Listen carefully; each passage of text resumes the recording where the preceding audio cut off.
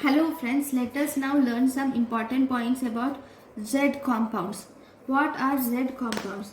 These Z compounds are they are structurally not benzodiazepines. They are structurally unrelated to benzodiazepines, but these will bind to benzodiazepine receptor.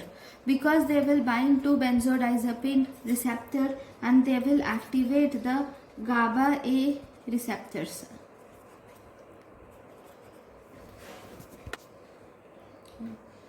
The Z compounds include, they are structurally unrelated to benzodiazepines, they are GABA A receptor, and these compounds include zolpidem, zaleplon, and then we have zopiclone, and we have S-zopiclone.